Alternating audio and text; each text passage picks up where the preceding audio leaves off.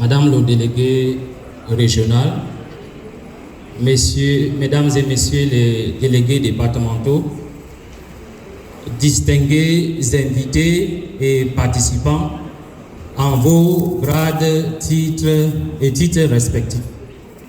Vous vous demandez certainement qu'est-ce que quelqu'un qui ne fait pas partie du milieu éducatif fait devant vous et à l'occasion d'une sectorielle aussi cruciale et aussi chargée que celle-ci. Mais je sais aussi que vous posez d'autres questions qui ne sont pas directement liées à l'école ou à l'agenda de la sectorielle. Beaucoup d'entre vous comme moi, nous posons la question de savoir pourquoi il fait si chaud de plus en plus, de nuit comme de jour. Pourquoi cette perturbation des saisons? Au village maintenant, on ne sait plus quand commencer les semences. Toutes ces questions, les inondations, les éboulements, toutes ces questions appellent à quelque chose. C'est la synergie d'action. Et la bonne nouvelle, c'est que le gouvernement a déjà pris des mesures en intégrant l'éducation environnementale dans les programmes scolaires. Et donc, je suis là en train de prêcher pratiquement à des convertis. Je sais aussi que Madame le ministre a lancé le programme Clean School.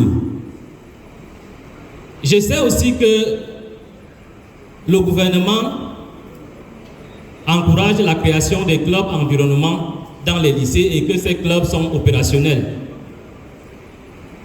Pourtant, les inondations se poursuivent. Pourtant, les catastrophes sont légion. Alors, est-ce que ce qui se fait dans les établissements et en dehors est suffisant? Je ne crois pas modestement.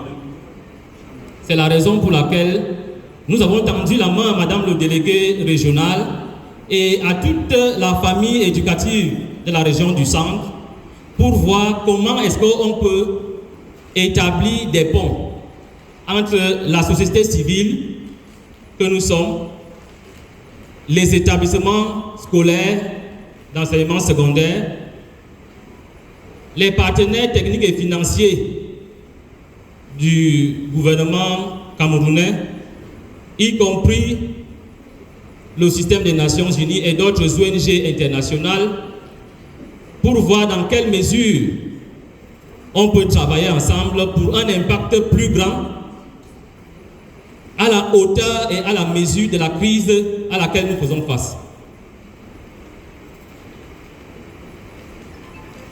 En préparant cette sectorielle, j'ai découvert avec stupéfaction aujourd'hui que 20% de la population camerounaise, selon l'Institut national de la statistique, a entre 10 et 19 ans. Et donc, ce sont les jeunes qui sont intéressés par le système des enseignements secondaires. Ce sont les jeunes qui ont l'âge du système des enseignements secondaires.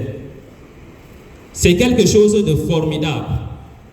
Les opportunités sont désormais, même à l'international, où la communauté internationale n'a jamais été autant sous pression de traduire par des actes concrets à travers les transferts de technologies, à travers les transferts de connaissances, à travers les transferts de fonds pour qu'une action pour la préservation de l'environnement ait lieu, y compris à la base où les effets sont les plus ressentis, s'il vous plaît.